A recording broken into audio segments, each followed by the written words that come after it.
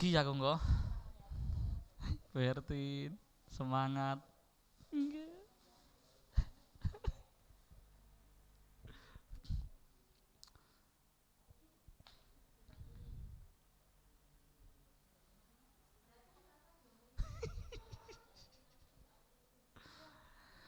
Assalamualaikum warahmatullahi wabarakatuh. Bismillah, alhamdulillah wa syukurillah ala jamini amillah. Alhamdulillah anak-anakku pada pagi hari ini kita masih diberi izin, masih diberi kesehatan oleh Allah Subhanahu wa taala yang sehingga kita bisa melaksanakan pembelajaran pada pagi hari ini.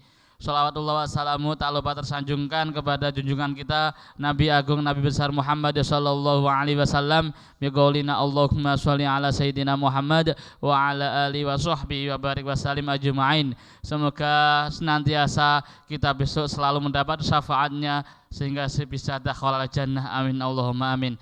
Anak yang berbahagia, alhamdulillah, sebelum kita memulai pembelajaran pada pagi hari ini, marilah kita awali pembukaan pada pagi hari dengan bacaan doa. Kalian cukup mengamini saja.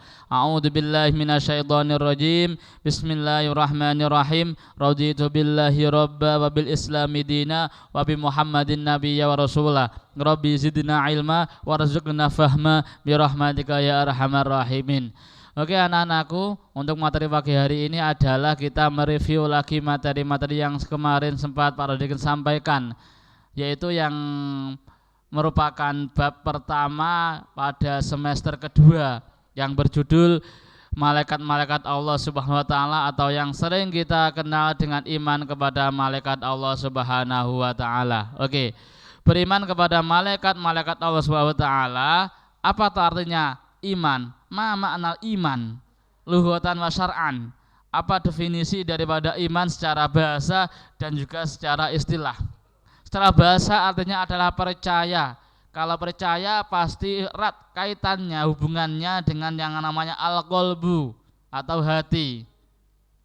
Nah, setiap kapasitas kepercayaan seorang akan semakin maksimal jikalau orang tersebut masuk dalam ranah al-qalbu salim, qalbun salimun. Kalau hatinya itu bersih dari segala hal yang bisa menyebabkan hati kita kotor.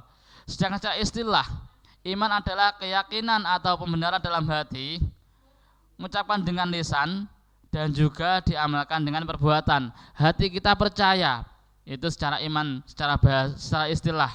Yang pertama yaitu berkaitan dengan hati, ya, hati. Kemudian setelah hati kita memang benar-benar percaya, lalu dilafalkan dengan menggunakan lisan. Bagaimana cara melafalkannya? Asyhadu alla ilaha illallah wa asyhadu anna muhammadar rasulullah. Kemudian diamalkan dengan perbuatan. Setelah percaya dengan hati, kemudian mengucapkan dengan lisan, orang tersebut mengamalkan dengan jawarih, anggota badan. Ya, kalau sudah anggota badan, ini merupakan ending daripada keimanan seseorang. Jikalau seorang itu imannya semakin tebal, niscaya orang tersebut akan selalu maksimal dalam menjalankan perintah Allah dan menjauhi larangannya. Contoh sholat. Seseorang akan semakin berkurang imannya atau semakin meningkat imannya, itu bisa dilihat daripada sholat. Kalau orang itu sholatnya terep, zuhur, asar, maghrib, isya, subuh tanpa qadha dan bahkan dilakukan dengan berjamaah, niscaya kekebalan iman orang tersebut semakin meningkat. Berbeda kalau iman seorang berkurang, niscaya salatnya akan bolong-bolong. Zuhur salat, ngasar ditinggal ngabuburit, maghrib kekenyangan karena buka puasa, kemudian isya lelah karena kekenyangan, kemudian subuh bangkong. Naudzubillah min dzalik, jangan seperti itu. Ya, otomatis seseorang kalau imannya semakin meningkat, ibadah yang mahdhah atau ibadah murni seperti sholat akan semakin meningkat pula, seperti itu. Itu definisi daripada iman. Kemudian digabung dengan iman kepada malaikat. Apa artinya? Yaitu meyakini dalam hati akan keberadaan malaikat Allah Subhanahu wa taala dan dibenarkan dengan lisan, serta menunjukkan amal perbuatan yang mencerminkan keimanan kepada Allah atau kepada malaikat Allah Subhanahu wa taala. Contoh seperti ini, kita yakini bahwasannya Allah selalu mempunyai CCTV, yaitu berupa malaikatnya. Otomatis kalau kita mau berbuat apapun, kita tidak akan terhindar dari CCTV Allah yang namanya malaikat. Dan itu berlaku untuk setiap detik, untuk setiap menit, untuk setiap jam, dan bahkan 24 jam, dan bahkan sampai kita meninggal. Seperti itu. Setelah meninggal pun kita masih diawasi oleh malaikat Allah. Seperti itu anak-anak. Sampai titik penghabisan terakhir, ada surga, ada neraka, kita tetap diawasi oleh malaikat Allah Subhanahu wa ta'ala. Otomatis kita harus percaya, meskipun kelihatannya tidak diawasi, kita harus percaya ada CCTV Allah Subhanahu wa ta'ala yang berupa malaikat Allah. Seperti itu. Selanjutnya, nama dan juga tugas serta sifat malaikat-malaikat Allah Subhanahu wa ta'ala. Yang pertama yaitu Jibril yang bertugas menyampaikan wahyu. Terus ada pertanyaan, loh Bapak, sekarang tidak ada seseorang yang menerima wahyu. Wahyu itu hanya untuk nabi dan juga rasul. Sedangkan sekarang tidak ada yang menerima wahyu dan juga lain sebagainya. Terus Jibril apa tugasnya? Malaikat Jibril tugasnya yaitu menyampaikan rahmat Allah Subhanahu wa ta'ala kepada makhluknya. Seperti itu. Kemudian Mikail bertugas membagikan rezeki. Kemudian Israfil bertugas meniup sangkakala besok pada waktu yaumil qiyamah. Kemudian Raqib dan juga Atid, nah ini bertugas mencatat amal baik dan juga buruk. Kita tidak akan bisa terlepas dari pengawasan Raqib dan juga Atid. Meskipun tidak kelihatan, kalau orang tersebut percaya, niscaya dia akan selalu khawatir jikalau melaksanakan aktivitas negatif, pasti diawasi dan dicatat oleh Atid dan juga Raqib. Berbeda kalau orang tersebut imannya enggak tebal, terus B ini enggak sah diperhatikan, namanya Atid dan juga Raqib, enggak boleh seperti itu. Kemudian selanjutnya yaitu Mungkar dan juga Nakir, bertugas menanya manusia di alam kubur. Nanti setelah orang tersebut ditalkin, biasanya kalau kalian ikut takziah pasti ada pentalkinan, ya, ada pentalkinan. Setelah biasa petugas, kalau di daerah saya terkenal dengan Pak Mudin, mengatakan jenazah itu termasuk dalam kategori jenazah yang baik. Setelah para penziarah, para pentakziah bergegas pulang ke rumahnya masing-masing, datanglah malaikat Mungkar dan juga Nakir, yang mana dalam konteks pembahasannya di situ membahas tentang man rabbuka, man rasuluka, siapa Tuhanmu, siapa nabimu, siapa teman kamu, apa agamamu, dan lain sebagainya. Jikalau tidak bisa menjawab, niscaya kalian akan mendapatkan siksa daripada Allah Subhanahu wa ta'ala. Na'udzubillah min dzalik. Kemudian malaikat Malik, nah ini yang menjaga neraka. Besok kalau kita sudah sampai finish antara neraka dan juga surga, pasti disambut oleh dua malaikat yang sangat kontras sekali. Malaikat Malik sangat seram sekali wajahnya, sangat marah, terus sangat galak. Sedangkan malaikat Ridwan murah senyum. Ya, itulah karena malaikat Malik merupakan malaikat penjaga neraka, sedangkan malaikat Ridwan penjaga surga. Nah, apa sifat-sifat atau karakter yang dimiliki oleh malaikat Allah Subhanahu wa ta'ala? Yang pertama yaitu senantiasa patuh dan taat kepada Allah, tidak pernah durhaka kepadanya. Ya seperti itu, selalu taat. Beda dengan manusia, karena malaikat itu selalu dipenuhi dengan kapasitas takwa kepada Allah Subhanahu wa ta'ala, selalu bertasbih kepada Allah Subhanahu wa ta'ala, ya, tasbih subhanallah, subhanallah, dan juga memuji kepada Allah, Allahu Akbar, Allahu Akbar, Allahul Azim. Kemudian dapat berubah wujud sesuai kehendak Allah, ya, bisa berubah menjadi manusia dan lain sebagainya. Tidak memiliki keinginan atau hawa nafsu. Ini yang membedakan. Kalau kita punya hawa nafsu, sedangkan manusia, kalau kita punya hawa nafsu, sedangkan malaikat tidak punya hawa nafsu. Malaikat tidak menikah, malaikat tidak beranak, malaikat tidak makan, malaikat tidak minum, malaikat tidak haus. Seperti itu. Tidak memiliki jenis kelamin. Terus ditanyai, loh, kalau tidak punya jenis kelamin, apakah nyuwun sewu, Pak? Apa bisa dikatakan berkelamin dua? Tidak. Yang pasti tidak berkelamin laki-laki dan juga tidak berkelamin perempuan. Terus apa pak kelaminnya? Wallahu a'lam bishawab. Seperti itu. Senang mencari dan juga mengelilingi majelis zikir. Majelis zikir ini umum anak-anak sifatnya. Seperti contoh selawatan. Kemudian seperti contoh belajar kelompok. Itu termasuk majelis zikir juga. Ya, kemudian selalu mendoakan dan memohon ampun kepada Allah bagi orang-orang yang beriman. Jangan lupa anak-anakku, setiap kali kita melaksanakan aktivitas baik, insya Allah oleh Allah Subhanahu Wa Taala melalui malaikat Jibril selalu dimintakan ampun, selalu dimintakan rahmat daripada Allah Subhanahu Wa Taala. Nah ini perbedaan malaikat dengan makhluk lainnya. Ya, malaikat diciptakan dari nur atau cahaya, selalu patuh dan bertasbih kepada Allah Subhanahu wa taala, tidak memiliki hawa nafsu, selalu melaksanakan tugas yang diamanahkan kepada Allah Subhanahu wa taala.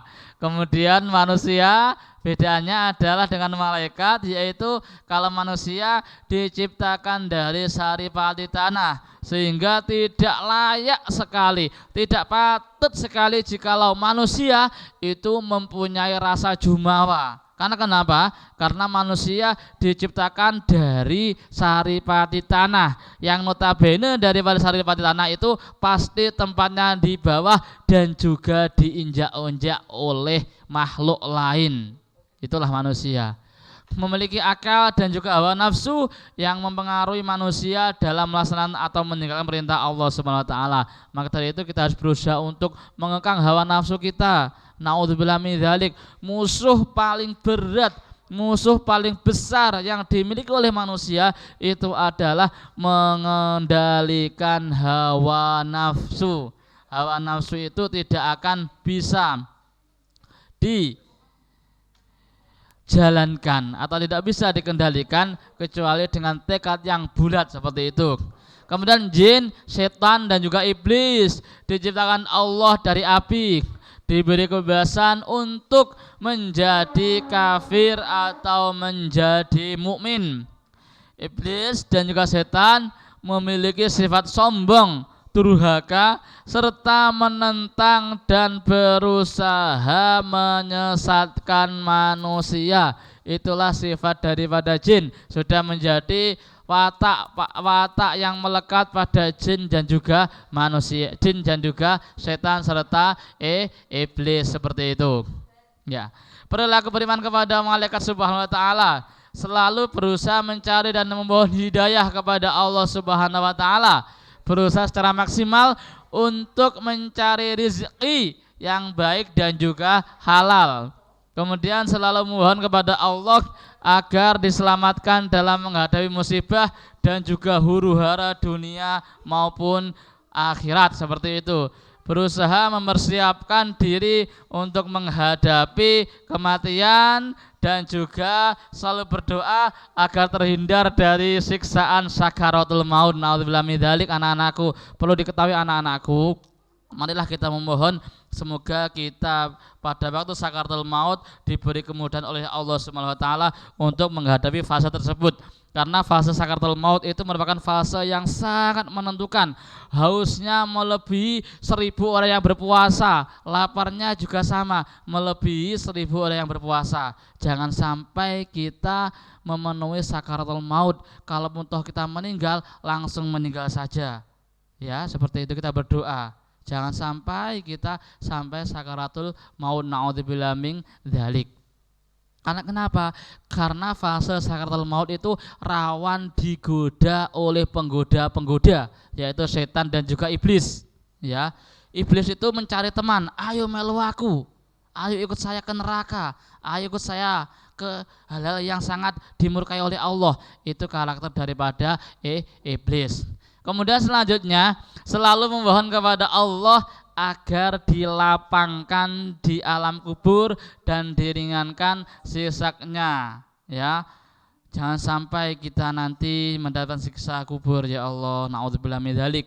Kemudian selalu menanamkan niat baik dalam segala hal, baik dalam ucapan maupun perbuatan. Dan selanjutnya selalu mohon kepada Allah agar masuk surga dengan aman. Karena gini anak-anakku, selama kita semisal kita sekarang meninggal, maka kita akan menunggu hari yang mana hari tersebut sangat menentukan nasib seseorang, yaitu hari mizan dan juga lain sebagainya. Karena sebelum kita masuk surga, kita masih melalui fase-fase yang sangat berat sekali, mulai dari alam barzah, alam kubur, alam barzah, kemudian yaumul mizan, yaumul hisab dan lain sebagainya. Kemudian yang terakhir yaitu Shiratal Mustaqim. Nah, inilah yang sangat menentukan. Karena pada fase Shiratal Mustaqim itu ada ibaratnya ada sebuah jembatan. Jikalau jembatan itu dilihat oleh orang yang beriman, niscaya jembatan itu seperti jalan tol. Sedangkan kalau jembatan itu dilihat oleh orang yang imannya tipis, ibaratnya adalah jembatan itu setipis rambut yang dibelah 7 dan tajamnya setajam silet, seperti itu. Semoga kita bisa terhindar dari fase seperti itu. Nah, kemudian hikmah anak-anakku. Ini yang terakhir, apa hikmah jikalau kita beriman kepada malaikat Allah Subhanahu wa taala?